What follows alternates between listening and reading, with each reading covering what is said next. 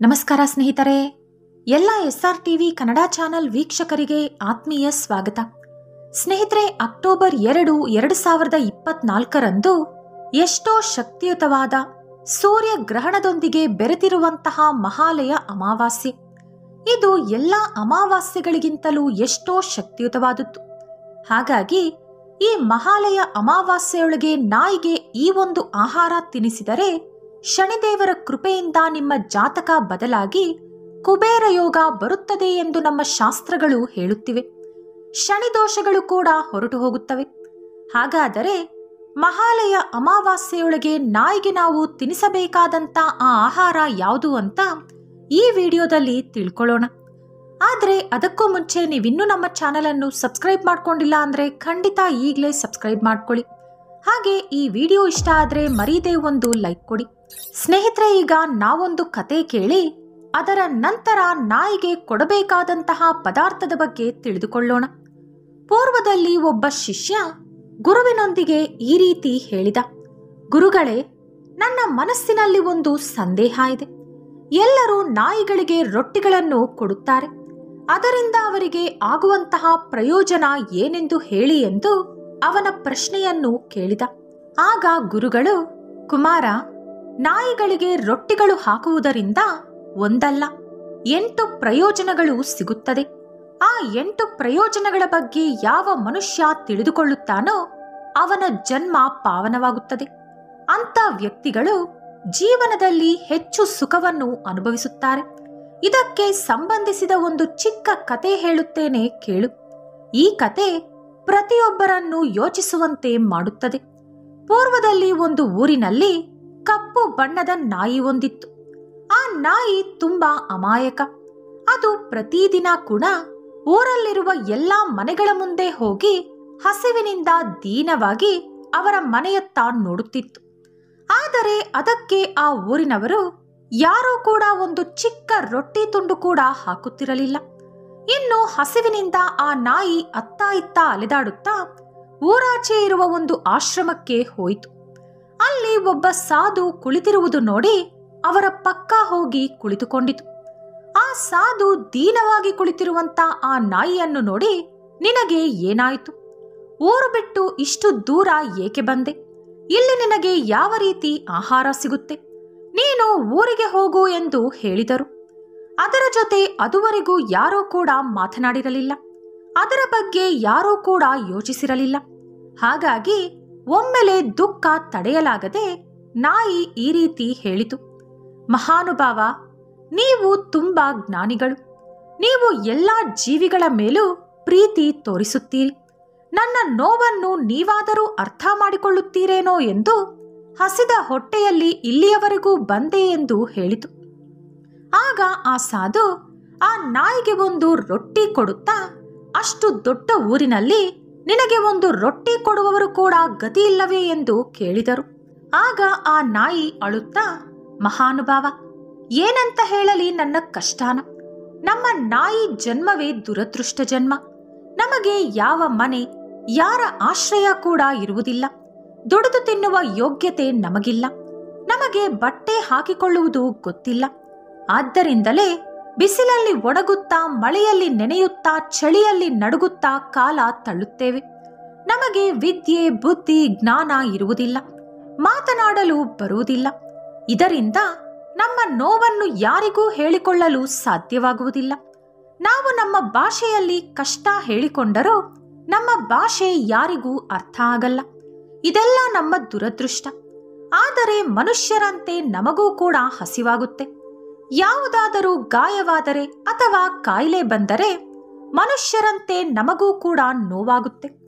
ಮನುಷ್ಯರಂತೆ ನಮಗೂ ಕೂಡ ಕಣ್ಣೀರು ಬರುತ್ತೆ. ಈ 3 ವಿಷಯಗಳಲ್ಲಿ ಮಾತ್ರ ನಾವು ಮನುಷ್ಯರೊಂದಿಗೆ ಹೋಲಿಕೆಯಾಗುತ್ತೇವೆ. ಆ ಪರಮೇಶ್ವರ ಕೇವಲ ಕಷ್ಟ ಅನುಭವಿಸಲು ನಮಗೀ ಜನ್ಮ ಕೊಟ್ಟಿದ್ದಾನೆ. ನಾವು ಸ್ವತಂತ್ರವಾಗಿ ಬದುಕಲು ಸಾಧ್ಯವಾಗದು. ನಾವು ಮನುಷ್ಯರ ಮೇಲೆ ಆಧಾರಪಟ್ಟು ಬದುಕಬೇಕು. ಮನುಷ್ಯರು ಹುಟ್ಟಿದಾಗ ಅವರ ಮನೆಯಲ್ಲಿ ಹಬ್ಬದ ವಾತಾವರಣ ಸೃಷ್ಟಿಯಾಗುತ್ತೆ. ಆದರೆ ನಾವು ಹುಟ್ಟಿದರೆ ಯಾರು ತಾನೇ ಸಂತೋಷಿಸುತ್ತಾರೆ? ನಾನು ಹುಟ್ಟಿದಾಗ ನಾನು ಮಲಗಿದ್ದಂಥ ಜಾಗ ತುಂಬಾ ಮೃದುವಾಗಿತ್ತು. ಆ ಸಮಯದಲ್ಲಿ ನನಗೆ ಸ್ವಲ್ಪವೂ ಚಳಿಯಾಗುತ್ತಿರಲಿಲ್ಲ. ಆ ಕ್ಷಣ ನಾನು ನನಗೆ ಯಾವುದೋ ಒಂದು ದೊಡ್ಡ ಮನೆಯಲ್ಲಿ ಜನ್ಮ ಲಭಿಸಿದೆ ಎಂದು ಸಂತೋಷಿಸಿದೆ. ಆದರೆ ನಾನು ಕಣ್ಣು ಬಿಟ್ಟು ನೋಡಿದಾಗ ನನಗೆ ನಿಜ ಅರ್ಥವಾಯಿತು. ನನ್ನ ತಾಯಿ ನನ್ನ ಜೊತೆ ನನ್ನ 4 ಸಹೋದರರನ್ನು ಅವಳ ಎದೆಗೆ ಅಪ್ಪಿಕೊಂಡು ಮಲಗಿದ್ದಾಳೆ. ಆದ್ದರಿಂದಲೇ ನನಗೆ ಮೃದುವಾಗಿ ಬಿಸಿಯಾಗಿ ಇದೆ ಎಂದು. ನನ್ನನ್ನು ಹೊರತುಪಡಿಸಿ ಉಳಿದ ನನ್ನ 4 ಸಹೋದರರು ಕೂಡ ಕೆಂಪಗೆ ಬೆಳ್ಳಗೆ ಇದ್ದರು. ಆದರೆ ನಾನೊಬ್ಬ ಮಾತ್ರ ಕಪ್ಪಗೆ ಹುಟ್ಟಿದೆ. ಎಲ್ಲರಿಗಿಂತಲೂ ನಾನೇ ಕಿರಿಯವನು. ಪಾಪ ನನ್ನ ತಾಯಿ. ನಾವು ಹುಟ್ಟಿದ 2 ದಿನಕ್ಕೆ ನಮಗೋಸ್ಕರ ಆಹಾರ ತರಲು ಊರೆಲ್ಲ ಅಲೆಯುತ್ತಿದ್ದಳು. ಒಂದು ದಿನ ಊಟ ಸಿಕ್ಕರೆ 2 ದಿನ ಊಟ ಸಿಗುತ್ತಿರಲಿಲ್ಲ. ನಾವು 5 ಜನರು ಕೂಡ ಅವಳ ಮೇಲೆ ಆಧಾರವಾಗಿದ್ದೆವು. ಅವಳಿಗೆ ಊಟ ಸಿಕ್ಕರೂ ಸಿಗದಿದ್ದರೂ ನಮಗೆ ಮಾತ್ರ ಹಾಲು ಕೊಡುತ್ತಿದ್ದಳು. ಯಾರು ಕೂಡ ನಮ್ಮ ಹತ್ತಿರ ಬರದಂತೆ ನಮ್ಮನ್ನು ಜಾಗ್ರತೆಯಿಂದ ಕಾಪಾಡುತ್ತಿದ್ದಳು. ಎಷ್ಟಾದರೂ ತಾಯಿ ಪ್ರೀತಿಗೆ ಬೆಲೆ ಕಟ್ಟಲು ಸಾಧ್ಯವೇ? ನನ್ನ ತಾಯಿ ರಾತ್ರಿಯಿಡೀ ಎಚ್ಚರವಾಗಿದ್ದು ಊರಲ್ಲಿ ಯಾರಾದರೂ ಹೊಸಬರು ಕಾಣಿಸಿದರೆ ಬೊಗಳುತ್ತಿದ್ದಳು. ಎಲ್ಲರನ್ನೂ ಕಾವಲು ಕಾಯುತ್ತಿದ್ದಳು. ನನ್ನ ತಾಯಿಗೆ ಹೆದರಿ ಪಕ್ಕದ ಊರಿನ ನಾಯಿಗಳು ಕೂಡ ನಮ್ಮ ಊರಿಗೆ ಬರುತ್ತಿರಲಿಲ್ಲ. ಕೇವಲ ಊರೊಳಗೆ ಮಾತ್ರವಲ್ಲದೆ ಊರಾಚೆ ಇರುವ ಹೊಲವನ್ನು ಕೂಡ ಬೇರೆ ಪ್ರಾಣಿಗಳಿಂದ ಕಾಪಾಡುತ್ತಿದ್ದಳು. ಅವಳು ಅಷ್ಟೊಂದು ಸಹಾಯ ಮಾಡುತ್ತಿದ್ದರೂ ಕೂಡ ಆ ಊರಿನವರು ಒಂದು ದಿನವೂ ನನ್ನ ತಾಯಿಗೆ ಸರಿಯಾದ ಊಟ ಕೊಡಲಿಲ್ಲ. ಹಸಿವು ತಡೆಯಲಾರದೆ ಮನೆ ಮುಂದೆ ಬಂದು ಬೊಗಳಿದರೆ ಕೆಲವರು ದೊಡ್ಡ ದೊಡ್ಡ ಕೋಲುಗಳಿಂದ ಹೊಡೆದು ಓಡಿಸುತ್ತಿದ್ದರು. ಆ ರೀತಿ ಎಷ್ಟೋ ದಿನ ನನ್ನ ತಾಯಿ ಹಸಿವಿನಿಂದಾನೇ ಕಳೆದಳು. ಮಹಾತ್ಮ, ನಿಮ್ಮಂತೆ ನಮಗೂ ಕೂಡ ಹೊಟ್ಟೆ ಇದೆ. ನಮಗೂ ಹಸಿವಾಗುತ್ತೆ. ನಾವು ಎಷ್ಟೇ ಅತ್ತರೂ ಕರೆದರೂ ಯಾರೊಬ್ಬರೂ ನಮ್ಮತ್ತ ತಿರುಗಿ ಕೂಡ ನೋಡುತ್ತಿರಲಿಲ್ಲ. ಇನ್ನು ವಿಧಿ ಇಲ್ಲದೆ ಮನೆ ಒಳಗೆ ನುಗ್ಗಿ ಕಳ್ಳತನ ಮಾಡಬೇಕಾಯಿತು.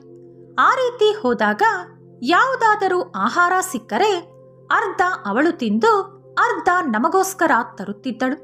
ಒಂದೊಂದು ಸಲ ಆ ಮನೆಯವರು ನೋಡಿದರೆ ಕೈಗೆ ಸಿಕ್ಕ ವಸ್ತುಗಳಿಂದ ಹಿಂಬಾಲಿಸಿಕೊಂಡು ಹೊಡೆಯುತ್ತಿದ್ದರು.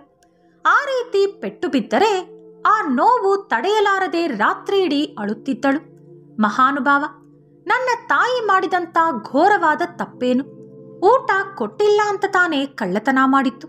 ನಾವು ದೋಚಿಕೊಂಡಿದ್ದು ಹಣವಲ್ಲ, ಆಸ್ತಿಯಲ್ಲ, ಸಂಪತ್ತಲ್ಲ. 3 ಹೊತ್ತು ಬಚ್ಚಿಟ್ಟುಕೊಂಡು ತಿನ್ನುವಷ್ಟು ಆಹಾರ ಕೂಡ ಅಲ್ಲ. ಕೇವಲ ಒಂದು ಹೊತ್ತಿಗೆ ಬೇಕಾಗುವಷ್ಟು ಊಟ ಮಾತ್ರ.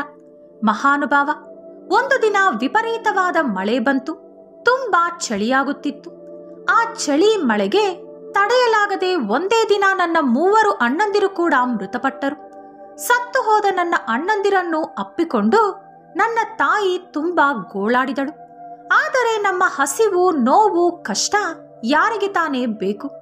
ಏಕೆಂದರೆ ಸತ್ತಿರುವುದು ಮನುಷ್ಯ ಅಲ್ಲವಲ್ಲ? ಮಹಾನುಭಾವ, ಇನ್ನು ನಾವಿಬ್ಬರು ಮಕ್ಕಳು ಮಾತ್ರವೇ ನಮ್ಮ ಅಮ್ಮನಿಗೆ ಉಳಿದಿದ್ದೆವು. ನಮ್ಮಿಬ್ಬರನ್ನು ಚೆನ್ನಾಗಿ ಸಾಕುತ್ತಿದ್ದಳು. ನಾವು ಅಮ್ಮ ಎಲ್ಲೇ ಹೋದರೂ ಅವಳ ಹಿಂದೆಯೇ ಹೋಗುತ್ತಿದ್ದೆವು. ಒಂದು ದಿನ ಊರಿನಲ್ಲಿ ಒಬ್ಬ ದೊಡ್ಡ ಶ್ರೀಮಂತನ ಮನೆಯಲ್ಲಿ ಒಂದು ಶುಭ ಕಾರ್ಯ ನಡೆಯುತ್ತಿತ್ತು. ಬಗೆ ಬಗೆಯಾದ ಅಡುಗೆಗಳು ಮಾಡುತ್ತಿದ್ದರು. ಅವನ ಮನೆಗೆ ಎಲ್ಲೆಲ್ಲಿಂದಲೋ ತುಂಬಾ ಜನ ನೆಂಟರು ಬರುತ್ತಿದ್ದರು. ಅಲ್ಲಿ ತಿನ್ನಲು ಏನಾದರೂ ಸಿಗುತ್ತದೆಯೇ ಎಂದು ನನ್ನ ತಾಯಿ ಅಲ್ಲಲ್ಲೇ ಓಡಾಡುತ್ತಿದ್ದಳು.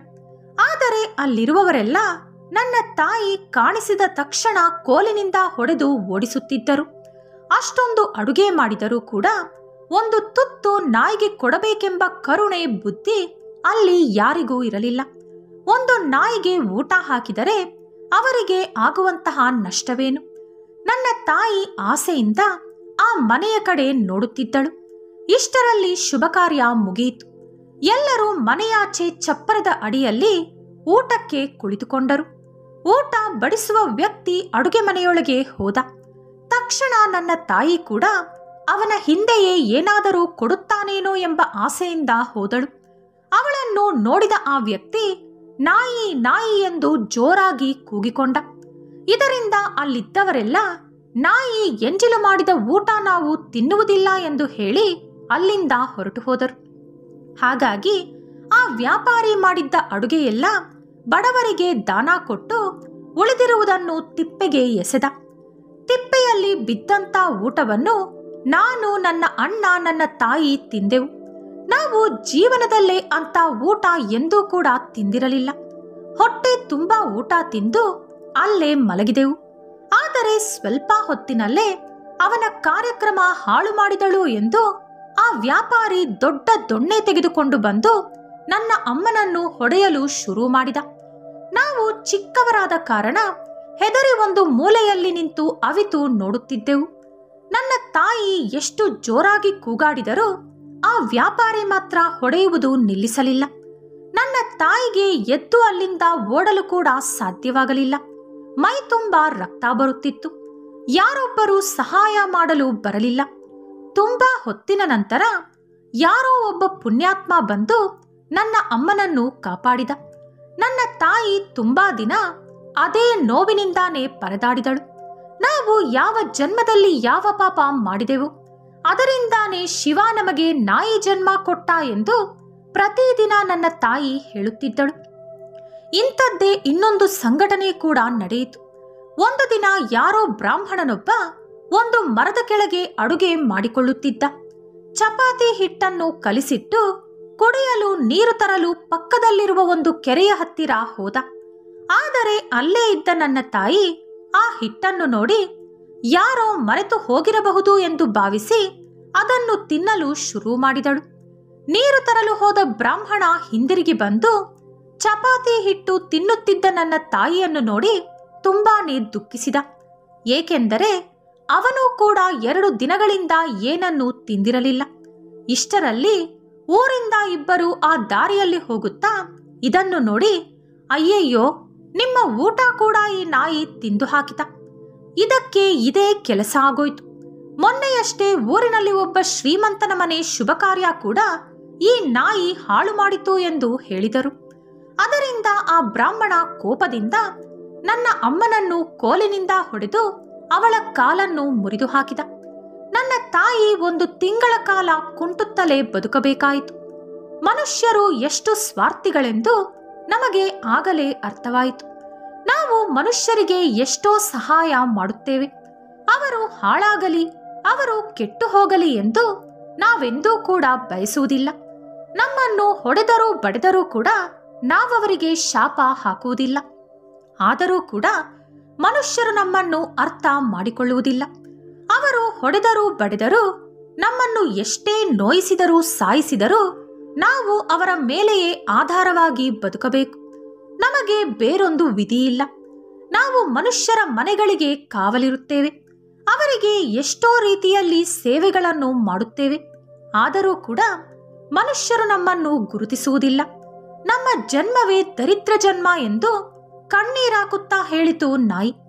ಈ ಕಥೆಯೆಲ್ಲ ಹೇಳಿದ ನಂತರ ಗುರು ಶಿಷ್ಯನೊಂದಿಗೆ ಹೀಗೆ ಹೇಳಿದರು: ಕುಮಾರ, ಕಥೆಯನ್ನು ಗಮನವಿಟ್ಟು ಕೇಳಿಸಿಕೊಂಡೇ ತಾನೆ. ನಾಯಿಯಿಂದ ಮನುಷ್ಯರಿಗೆ ಎಷ್ಟೊಂದು ಪ್ರಯೋಜನಗಳು ಇದೆ ಎಂದು ಈಗ ನಿನಗೆ ಗೊತ್ತಾಯ್ತಾ? ಈಗ ನಾಯಿಗೆ ರೊಟ್ಟಿಗಳನ್ನು ಕೊಡುವುದರಿಂದ ಮನುಷ್ಯರಿಗೆ ಸಿಗುವಂತ 8 ಪ್ರಯೋಜನಗಳ ಬಗ್ಗೆ ಹೇಳುತ್ತೇನೆ ಕೇಳು. 1.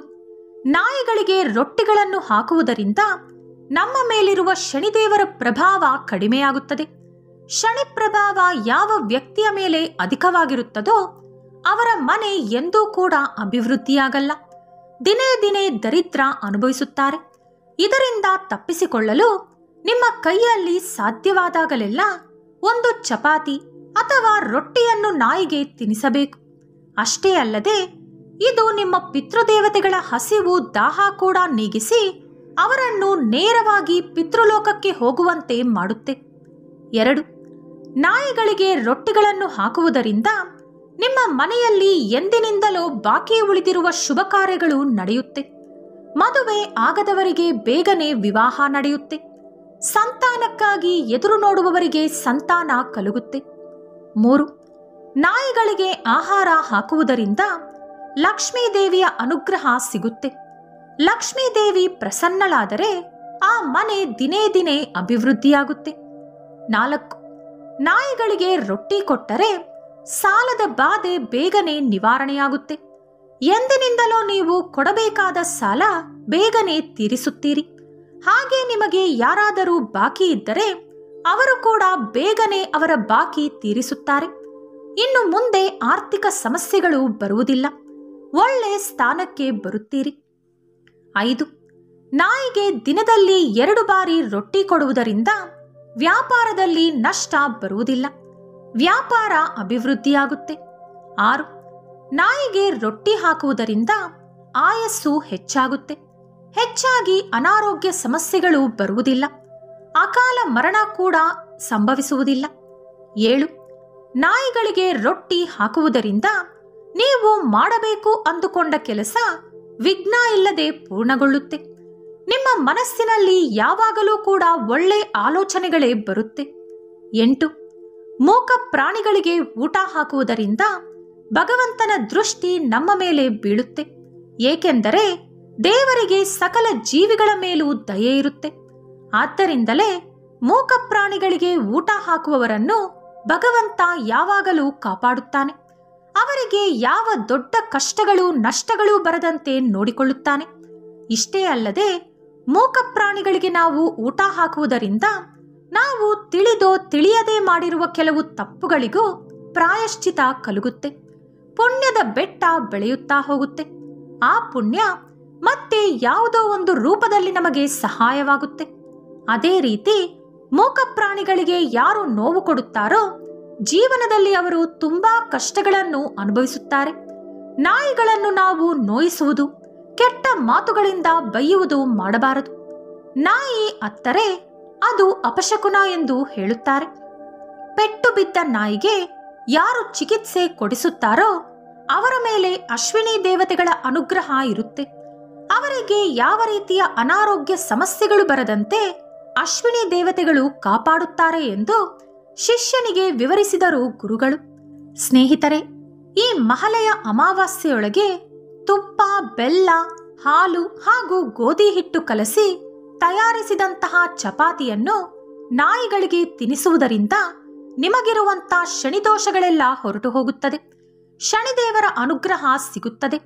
ಹಾಗೆ ನಿಮ್ಮ ಪಿತೃಗಳು ಕೂಡ ಹಸಿವು ದಾಹ ಇಲ್ಲದೆ ನಿಮ್ಮನ್ನು ಆಶೀರ್ವದಿಸುತ್ತಾರೆ. ಈ ವಿಡಿಯೋ ನಿಮಗೆ ಇಷ್ಟವಾದರೆ ಲೈಕ್ ಮಾಡಿ, ಶೇರ್ ಮಾಡಿ. ಇಂತಹ ಹೆಚ್ಚಿನ ಉತ್ತಮ ಕಥೆಗಳಿಗಾಗಿ ತಪ್ಪದೇ ನಮ್ಮ ಚಾನೆಲ್ ಅನ್ನು ಸಬ್ಸ್ಕ್ರೈಬ್ ಮಾಡಿಕೊಳ್ಳಿ. ನಾಳೆ ಮತ್ತೊಂದು ವಿಡಿಯೋದೊಂದಿಗೆ ಪುನಃ ಭೇಟಿಯಾಗೋಣ. ಧನ್ಯವಾದಗಳು.